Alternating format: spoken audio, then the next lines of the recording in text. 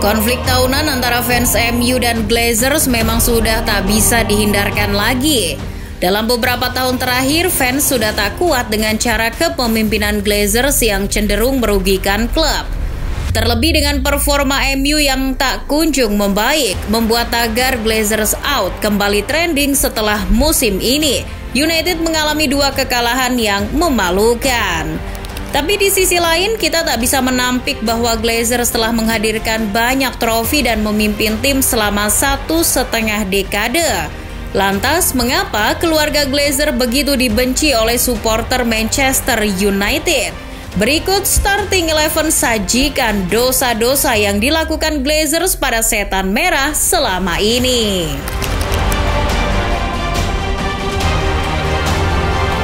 Glazers memandang United bukan sebagai klub sepak bola pada umumnya. Mereka memandang klub yang bermarkas di Old Trafford ini bak sebuah perusahaan swasta yang harus meraup keuntungan sebanyak mungkin. Manchester United masih dianggap sebagai salah satu tim terbesar di dunia. Kemudian United menjadi lebih besar lagi ketika membuat kemajuan yang signifikan sebagai klub adidaya di sektor komersial sejak diambil alih oleh Malcolm Glazer tahun 2005 silam. Meskipun besar bukan berarti MU jadi yang paling top di Inggris. Karena pada dasarnya sepak bola bukanlah keahlian keluarga asal Amerika Serikat itu.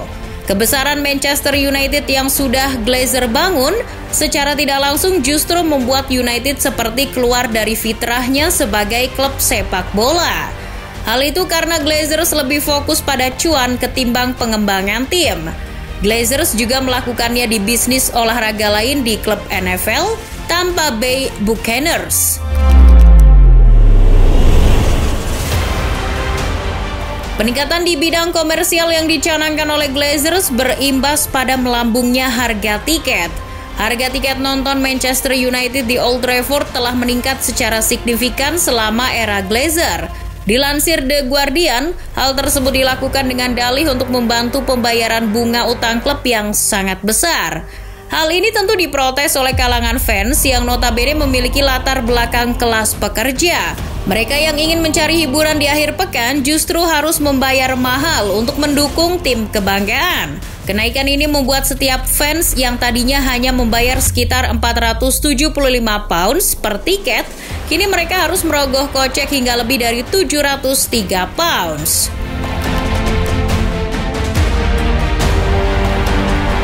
Kenaikan tiket juga berimbas pada keutuhan fans. Mereka yang sakit hati kepada keluarga Glazer sampai memboikot pertandingan Manchester United dan membuat tim sepak bola mereka sendiri. Tahun 2005, sekelompok pendukung Manchester United berkumpul di sebuah pub yang tidak jauh dari Old Trafford. Dari pertemuan itu, mereka mengubah rasa muak menjadi sebuah gerakan pemberontakan melalui pendirian sebuah klub baru yang bernama FC United of Manchester. Buruknya pengelolaan keuangan Manchester United melahirkan FC United of Manchester. Yang mereka inginkan dari klub ini tak muluk-muluk.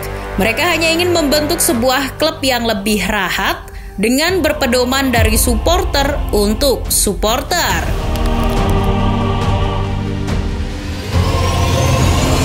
Di bawah kepemilikan Glazer, MU menjadi satu-satunya tim di Liga Inggris yang memberikan hasil keuntungan klub ke pemegang sahamnya.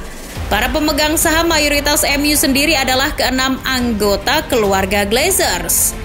Setelah kematian Malcolm Glazer pada tahun 2014, sisa 90% saham di United dibagi rata antara Joel, Avram, dan 4 anaknya yang lain, yakni Kevin, Brian, Darcy, dan Edward. Semuanya memegang peran direktur di klub. Terhitung sejak 2016, Manchester United telah membagi hasil laba mereka sebesar 166 juta pounds kepada keluarga Glazer. Dengan demikian, United rata-rata menyerahkan upeti senilai 22 juta pounds per tahun. Sejatinya sejak 2017, pendapatan United menurun 87 juta pounds, namun Glazer tak peduli. Mereka tetap menguras uang dari klub miliknya itu.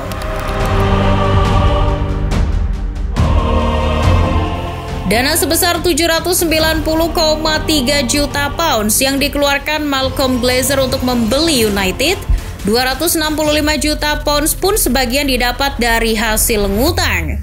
Ironisnya, pada tahun 2010 keluarga Glazer mengakui bahwa 500 juta pounds sisanya dari dana akuisisi tersebut didapat dengan menerbitkan obligasi yang jatuh tempo pada tahun 2017.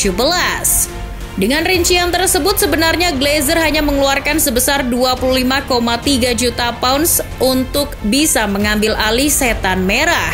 Bayangkan, itu hanya setara dengan biaya yang dikeluarkan klub untuk menggaji Cristiano Ronaldo selama 1 tahun.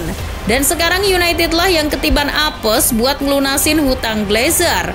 Dilansir The Independent per Maret 2022, utang kotor Manchester United berada di angka 592 juta pounds. Yang makin gila adalah bunganya. United harus membayar bunga sebesar 18 juta pound sterling per tahun. Utang memang jadi masalah utama yang dibawa Glazers. Sikap mereka yang seolah-olah enggan melunasi hutang menggunakan uang mereka sendiri membuat fans kian membenci keluarga kapitalis ini.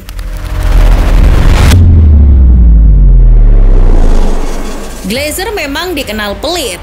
Usai mengambil hasil keuntungan Manchester United, mereka sama sekali tak menyuntikkan dana ke klub.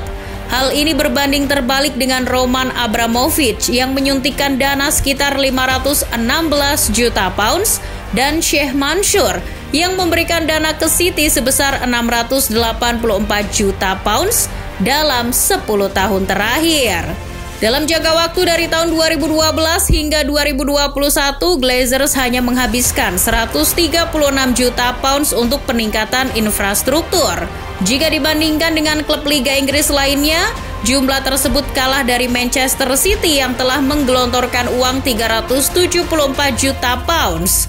Sedangkan Spurs sudah mengeluarkan 1,4 miliar pounds untuk pembangunan stadion baru mereka. Soal transfer pemain, Glazers juga pelit. Mereka sempat menolak untuk membayar beberapa pemain yang diinginkan manajer MU. Contohnya Mesut Ozil yang justru hijrah ke Arsenal, Sergio Aguero yang akhirnya sukses di Manchester City, hingga Eden Hazard yang berhasil menjadi salah satu sayap terbaik di Inggris.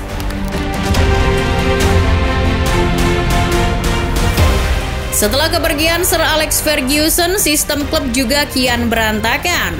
Dari pemilihan pelatih hingga transfer pemain, semuanya hampir tak ada yang berhasil. Bayangkan saja, pelatih terbaik di dunia macam Ferguson digantikan oleh David Moyes. Meski Moyes adalah rekomendasi dari Fergie, jika Glazers memikirkan kemajuan tim, mereka seharusnya tak mengiyakan usulan Ferguson. Pelatih-pelatih berikutnya juga dirasa berbeda dengan Ferguson. Mereka tak mampu beradaptasi dengan Glazernomics yang mana menggunakan hasil laba untuk tetek bengek kebutuhan klub termasuk buat bayar hutang. Sejak kepergian Ferguson, Glazers akan kehilangan sosok yang mereka andalkan selama ini. Jadi tak heran apabila Jose Mourinho dianggap gila saat menyebut prestasi terbaiknya selama menjadi pelatih adalah membawa Manchester United finish di urutan kedua Premier League. Karena orang-orang tidak tahu bahwa ia melatih tim yang memiliki kondisi manajemen sangat buruk.